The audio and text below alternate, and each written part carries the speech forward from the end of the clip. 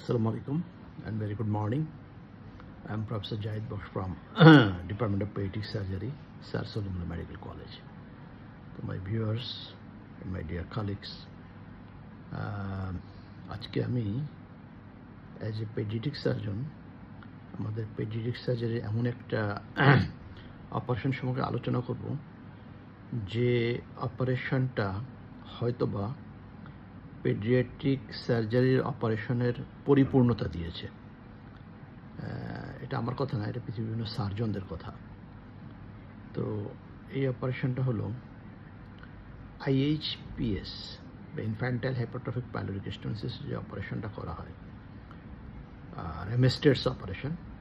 এই রেমেস্টেটসকে নিয়েই আমার আজকের কিছু কথা বলা। রেমেস্টেটের জন্ম জার্মানে, পড়ালেখা করেছেন মেডিকেল গ্র্যাজুয়েশন বার্লিনে। ওনার জন্ম ছিল 1867-তে আর উনি মারা যান 1963 সালে। তার মানে প্রায় 90 বা 85 ইয়ার্সের মতো ওনার বয়স। তো উনি এমন এক যুগান্তকারী অপারেশন করেন যেটা আসলে লক্ষ লক্ষ শিশুর প্রাণ বাঁচিয়েছে। তো বেসিক্যালি হাসপ্রাং সাহেব উনিও এই রোগটা সম্পর্কে জানতেন, IHPS। উনিও প্রায় 5-6টা পেশেন্ট দেখেছেন। তো ওনার পরবর্তীতে র্যামস্টেড সাহেব, জার্মানির যে ভদ্রলোক, উনি আর্মিতে মেজরও ছিলেন, ফার্স্ট ওয়ার্ল্ড ওয়ারে যুদ্ধও করেছেন উনি। তো ওই সময় অনেকেই এই অ্যাডাল্ট পাইলোরিক স্টেনোসিস এবং পেডিয়াট্রিক পাইলোরিক স্টেনোসিস নিয়ে কাজ করছিল। তো অ্যাডাল্টটার তো ট্রিটমেন্টে ভেরি স্ট্রেট ফরওয়ার্ড, সেটাকে গ্যাস্ট্রোজিওস্টমি করে দেওয়া যেত। তো তখনকার অনেক সার্জনই বাচ্চাদের ক্ষেত্রেও তারা গ্যাস্ট্রোজিওস্টমি করেছিল, কিন্তু আউটকামটা ভালো হচ্ছিল না। ইভেন পাইলোরোপ্লাস্টি করাও হয়েছে, কিন্তু সেটার ফলাফলও ভালো হচ্ছিল না। ইভেন কোনো সার্জন স্টোমাকে একটা ওপেনিং তৈরি করে আঙ্গুল ঢুকিয়ে ওই পাইলোরিক ক্যানেলটাকে এক্সপ্যান্ড করার চেষ্টা করেছেন, কিন্তু কোনো কিছু হচ্ছিল না।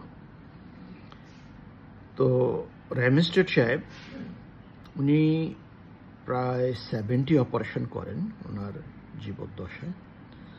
তো উনি এটাকে ফোকাস করেন যে কী করা যেতে পারে। তো 1911 সালে উনি যে কেসটা করেন সেটা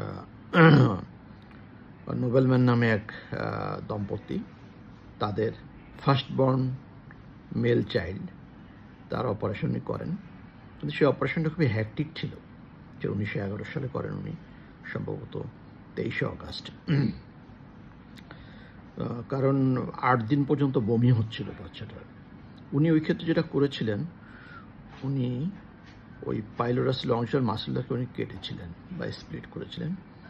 করার পর উনি দেখেন যখন একটা গ্যাপ তৈরি হয়েছে, যেটা চকলেট শেপ গ্যাপ, উনি বলেছিলেন চকলেটের মতো গ্যাপ, ওটা ছিল মিউকাসটা পাউটিং করেছিল। তো উনি চিন্তা করলেন যে এই জায়গাটা একটু কি ইনসিকিউর। তো উনি ওখানে একটা ওমেন্টাল প্যাচ বসিয়ে দেন এবং একটু ট্রান্সভার্স ক্লোজারের সামান্য চেষ্টা করেন, অল্প। ওই প্যাচটা যখন বসান তখন টেকনিক্যালি একটু করে দেন, কিন্তু সেই পেশেন্টের আউটকাম খুব ভালো হয়নি। যাক 1912 সালের সম্ভবত মার্চের দিকে উনি এক ডাক্তার দম্পতির 3য় বাচ্চার অপারেশন করেন, 3য় ছেলে। ওই দম্পতির ওই ফিজিশিয়ানের প্রথম বাচ্চা IHPS-এ মারা যায়, দ্বিতীয় বাচ্চা IHPS-এ মারা যায়, 3য় বাচ্চাটার অপারেশনের দায়িত্ব নেন র্যামস্টেড সাহেব। এবং সাকসেসফুলি ওইবার উনি আর কোনো ট্রান্সভার্স ক্লোজার করেননি। এবং সম্ভবত 5th বা 6th ডে থেকেই সে খাবার অ্যালাউ করে, পানি বা এগুলো অ্যালাউ করে, এবং 12তম দিনে থেকে মায়ের কোলে দিয়ে দেওয়া হয় এবং সে কমপ্লিটলি ব্রেস্ট ফিড করতে পারে।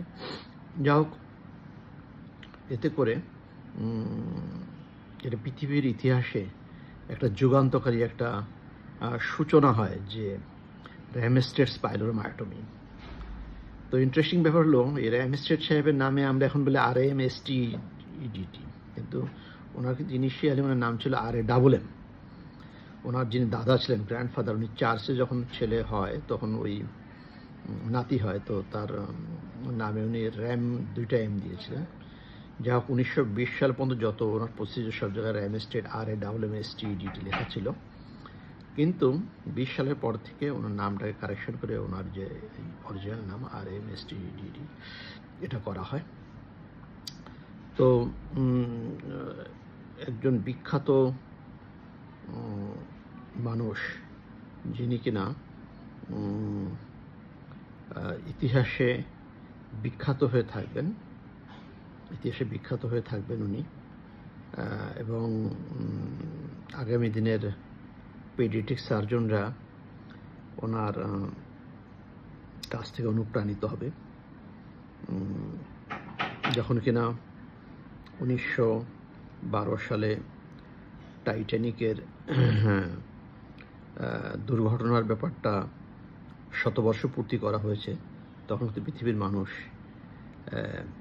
র্যামস্টেড সাহেবের পাইলোমারাটমেরও কিন্তু শতবর্ষ পূর্তি করেছেন।